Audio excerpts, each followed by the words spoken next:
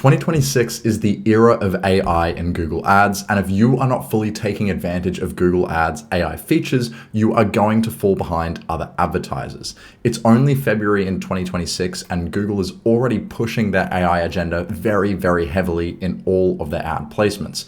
You need to make sure how you can effectively get in these placements at the top of listings most of the times, at the top of search results. Otherwise, you're simply not going to be able to compete. For example, right, Google has rolled out this AI overview over the last year or two. And this AI overview often shows up at the very top of results when you search for something. Now, in this case, for example, how to get grass stains out of clothing. You can see there is a Google AI overview up the top here. And within the AI overview, there are sponsored products. These are Google ads. Another example here of search ads in an AI overview, you can see this is another AI overview based on how to travel from X to Y. So in this case, traveling to Zermatt, Visp to Zermatt. And you can see, again, these are search ads here within the AI overview.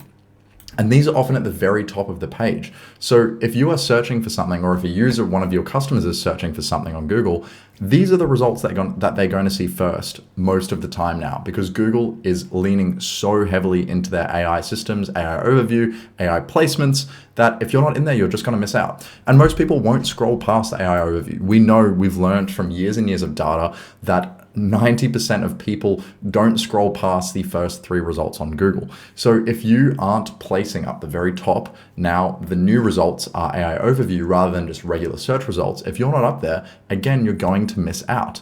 And how do you consistently show up in it? That's a big question, right? Because obviously this is a very new system and a lot of people aren't taking advantage of it. So there is an advantage for first movers. If you can get in here quickly and start deploying your ads in the AI overviews before others do, you will get a solid advantage in performance because other people haven't deployed here yet, and you are taking those top placements and those recommendations. Not only are they top placements though, but these are also placements that basically have the tick of approval from Google, because Google is showing you as their suggestion within an overview, not only a sponsored suggestion, of course, but they are showing you within their own recommendations rather than showing you as a potential result that you can click on. And also the ads are a lot less clearly ads here. You can see the sponsored tag is pretty small and these look very native. They really fit into these placements well. They don't stick out like an advertisement. It looks like a very clear and obvious solution to the problem the user is searching for. So once again, these are a massively important piece of real estate that you must be capitalizing on in the Google search results. So how do you do it? First of all, you need to run the right campaign type. So there's only a select few campaign types that will actually be able to show in these ads, in these placements rather. It's search campaigns, performance max campaigns, shopping campaigns, or dynamic search campaigns, or dynamic search ads rather. So these are the campaign types that you must run if you want to be in these placements. If you're running display ads, YouTube ads, it's not going to pop up. You need to have these specific campaigns, but even then, within these campaigns, you need to have specific modifiers on. For example, if you are in search campaigns, if you're running a search campaign, you need to be using either broad match or keyword list targeting. So these AI overview queries are usually very complex exploratory searches. Things like, why is my skin breaking out? How to clean grass stains? How to get from Visp to Zermatt, for example. These are very, very particular inquiries, and you likely won't capture them with exact match keywords in a lot of cases. So just in order to capture these, you must be using broad match or keyword list targeting so you can actually effectively reach the queries that people are searching in order to show on an AI placement. As well, just to even be eligible for showing in these placements, you must have broad match on or keyword list targeting in a search campaign. So not only do you need broad match or keyword list targeting to actually match to the query, but you also need it simply to be eligible and to let Google place you in one of these placements if you're running a search campaign. Exact and phrase match are unlikely to capture these queries, as I mentioned. So instead, you need to either do broad match on search. So that's very easy to do. All you do is when you're in a search campaign with your keywords, you just type in the keywords without any kind of modifiers on them, just straight keywords in there to get broad match. DSAs, so I recently made a video on dynamic search ads, exactly how to set them up and how to run them. So you can definitely run DSAs to effectively place on these placements as well. And it can do really well if you have a good DSA set up on the back end.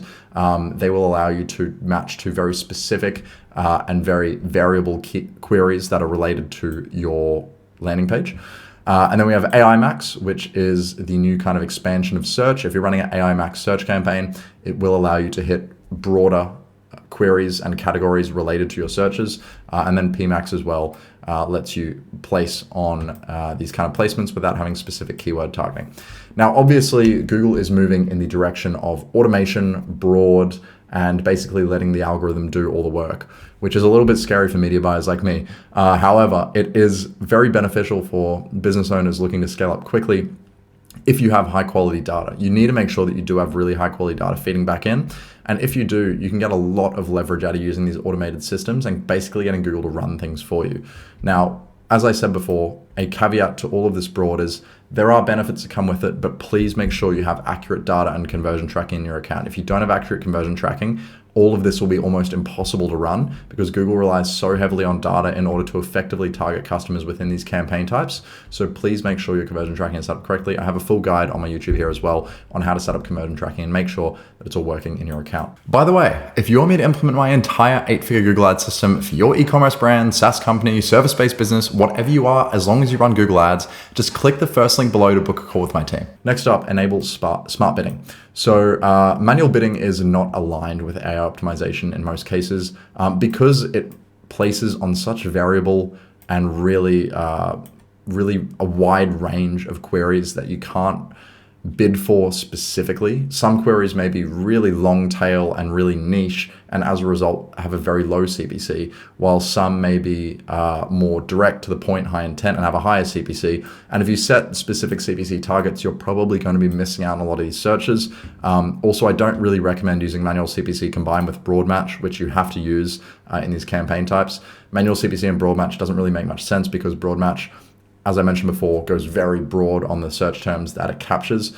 And if you're using manual CPC, you may be placing a bid on what you think the keyword is going to match to, but it actually matches to something wildly different. So make sure that you're using smart bidding strategies in order to actually leverage the automation in these campaigns. Once again, if you're running an AI placement campaign, you are leaning heavily into automation. You can't avoid automation at this point. You need to lean into the algorithm and work with it instead of trying to battle against it and use manual bidding strategies. So when you are using these automated strategies, TROAS, TCPA, max conversions, max conversion value, they all work. You can also go with max clicks, some other stuff like that. Once again, though, automated campaigns definitely perform better when you have them optimizing towards conversions, given that you have high quality conversion data. But yes, make sure you're using smart bidding so you are not shooting yourself in the foot when it comes to bidding and optimization on the keywords that you're bidding on. Next, clean up your product feed for e-commerce brands. So if you're an e-commerce brand and you have a really poorly optimized GMC, you are going to be missing out on a huge number of potential customers, searches, traffic, all that kind of stuff. You need to make sure that you very, very comprehensively optimize your GMC so Google can figure out exactly what you're selling, who to show it to, and what queries to match your products to, what search queries to match your products to. So AI optimization leans heavily on the signals provided by GMC data because that's all the data it truly has to work with. If you're running a shopping campaign or a PMax campaign with products in it, all Google knows how to target your products with is what is within your product data on GMC. So if you don't have accurate product data, it won't know who to show your ads to.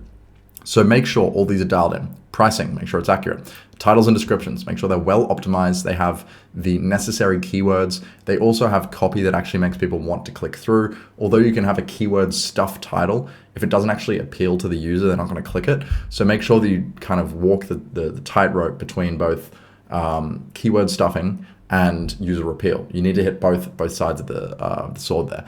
And then descriptions as well. Make sure your descriptions are fully optimized for your GMC. So you include, again, all the necessary keywords required to match to your effective queries. Don't overstuff it to the point where you start getting irrelevant traffic because that will obviously not help you.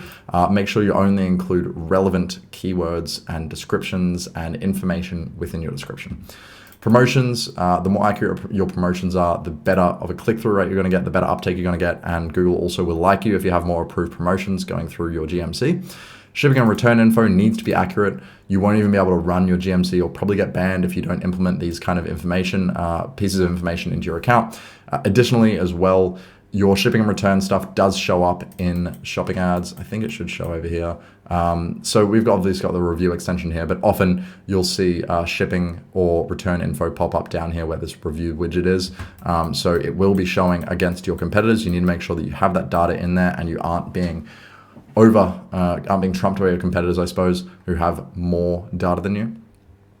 High quality images, very important. If you have a low quality image, no one's going to click through. It's not going to look natural. Google probably won't even place you in the AI overview if you don't have a high quality image, because as you can see, these look very natural. They look very native. They look like they should be there in the results. If you had a low quality image, Google's not going to place it in there. It's going to ruin their reputation, and they don't want you in their ads.